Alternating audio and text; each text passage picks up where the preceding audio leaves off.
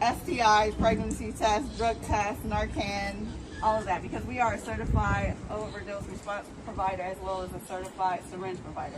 Unfortunately, after 3 years, we just found out that the state of, and I'm saying just found out, syringes cannot go into the vending machine. So I actually have a whole row that syringes are supposed to go in. So we're working with the state officials as well as the governor's office to be allowed to put syringes in here. Insulin syringes, all this sort of syringes, so individuals that need it can also have it. The health department, within probably the next month or two, are going to add all of their syringe disposals to all of our machines. So you can actually also have the disposals available and can provide that disposal versus on the ground that we have a lot of opportunities with.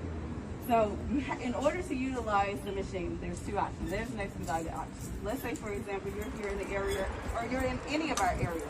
There's 4 vending machines that are out here right about now. Since Monday, to be exact. There's here, 1618. There's one at 218 East Lexington, right across from the courthouse. There's another one that's at 3901 Main Avenue, Liberty, Tech and Rec in West Baltimore. That's right connected to the elementary school. And then on North Howard Avenue, 222 North Howard, there's a 70x7, there's a treatment facility. And they have one also out. So all of our vending machines are outside. So they should be available 24/7. So as soon as we get our cell phones and it becomes live, you can have access to these vending machines 24/7. So unfortunately, we don't have a surplus of money, and the state didn't approve for us a budget that is endless. So let's say, for example, some of these products you can only get Narcan once a week. You can't come every day and get Narcan, right? So we had to limit some of these restrictions so they wouldn't all run out, right, before our grant or proof of concept is over. So in order to access the vending machine, and this is for people who have cell phones, for people who don't have cell phones, they will have the paper that they can make available. They can come into any of the hosting agencies to register, and again, if they have that or a picture of it, and it's on our websites, it's on our mobile apps, and everywhere else, they can register and not have to be here at this vending machine initially. So what is important about the vending machine is, and I'll go back to, there's 2 ways of doing this. The longer way, because we have grants and we're using grant money because we're a nonprofit, you have to actually register. Anyone can register. And like I was mentioning to Michael, who came earlier today, this can be for families, allies, for the individuals like yourself, right? You may never physically, you need to use it, but you might need to use it for someone else. What we found out in DC was the police was coming to get more of the services and the kits and things like that than the individuals were. So then we said, okay, let's make sure that our public service and support personnel have that. So then people are looking like, oh no, the cops is here. Can we really go there? Like Michael asked us earlier, is there a camera inside of here that you see me? No, it is not. So there's a lot of ambiguity to it. There's a lot of making sure that the questions that we do ask in the vending machine does not tie you directly. So if I ask you for your first 2 letters of your first and your last name and a date of birthday, it's just because we have to register. There's the state requires certain information, but the code will tie back to you, but I don't know who you are. Does that make sense?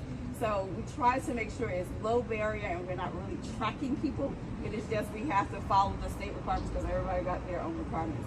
When you actually sign up for the vending machine, there is a number.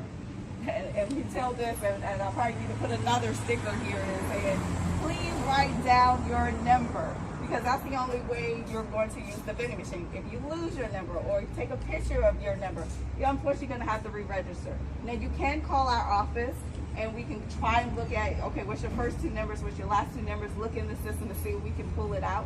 But if we cannot find that information, or you decided you didn't want to give us the right information and we can't find you in the system, you're going to have to re-register. And that's the unfortunate thing. What I was saying at the very beginning, you're over here, you see an overdose, the first question it asks you, is this an emergency? The answer is yes, it will give you whatever you need out of this product. All of our hosting agencies have keys, very similar to the ones that I have around my neck. We are able to open this up immediately and provide the services to you. So yes, there's an expedited process when you need it. Look, if you want some now, we can get you some now. But there's also another way of trying to track the information and what we're giving out versus just physically handling it. So again, we try on the side that you will notice on both sides, give people saying not only does your life matter, because we all believe that, but also talking about the other resources. A lot of times people say, okay, so when COVID happened, we realized that people were shut down, our organization was shut down, but people were still overdosing. You know, so what did we do differently? So that's why we thought about the innovative way of trying to do vending machines concept. So one of the things that we also have here are referrals. We have the training information. We have the QRC that says the location. We have all these frequently asked questions. So we tell people, take a picture of this. You can go back and look at all this great information that I share with you. We also have the training that's available because some people don't know how to utilize Narcan. They don't know how to use the fentanyl or the xylazine. We have both. So if you need some, we got both the xylazine and the fentanyl strips inside of the machine, as well as we do street outreach. And so one of the things we're asking my staff, my street outreach folks, is as you're at vending machines, 4 hours a day, you're going around the neighborhood. You're answering questions like we are doing today, just so people can utilize a service that's meant for them versus be scared of a service that is already made available. So that's a little bit about our public health vending machine. What's in it, what's the value, why it's present in here, and trying to get our proof of concept approved so the state of Maryland and especially Baltimore City and other areas will allow us to implement more vending machines. And I heard something about it on the news the other day.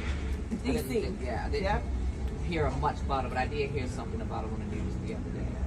So yeah, because somebody called me, they was like, APW, is that you? And I was like, I don't know, I didn't see it. But then I went back and looked at it, but they were talking about the ones in DC.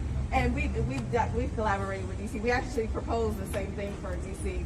Other individuals got awarded, but we have worked in collaboration of learning their lessons learned, what to do differently. So they actually have 8 right now. They started with 4. They have 8 vending machines in Washington, D.C. right now. So, all 8 are at firehouses?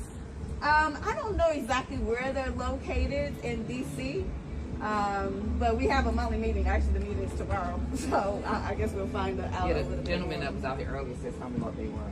At the firehouses. Yes. There are, I believe there are some, and I don't think all 8 were, but again, I know ours are not. We would love to have some at the firehouses. One of the things we're looking at next steps is finding hosting agencies.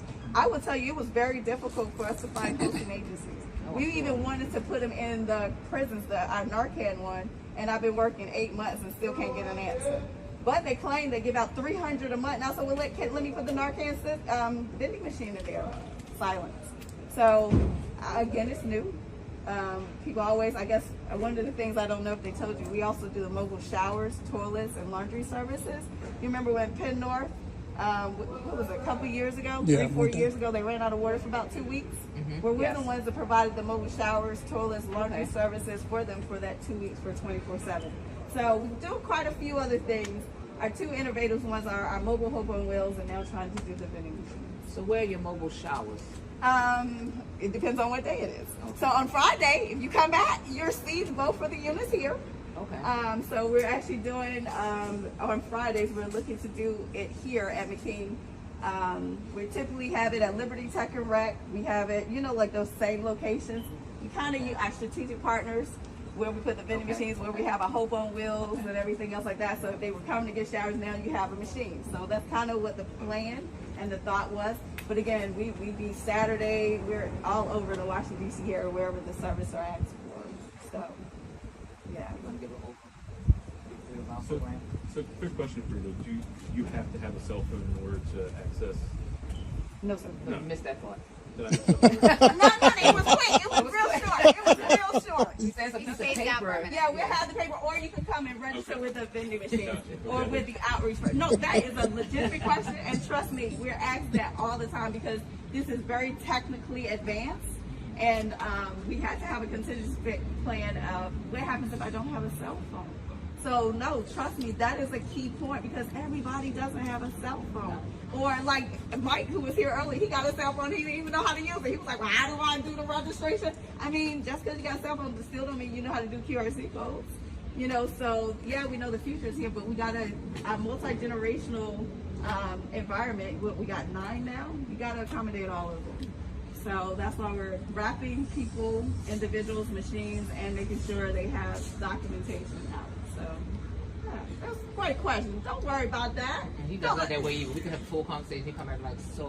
Did you Just think like about you doing can do a check on learning. You just do a check on learning. Do you have any flyers or anything Yes, like sir. that we could get before we go? Oh, absolutely. So we're actually a new division of the fire department. We're part of population health. Okay. So what we do is kind of do sort of like community outreach. We go and we don't really have a particular area that we respond to. We kind of go all over the city, but we look at like substance abuse, homelessness.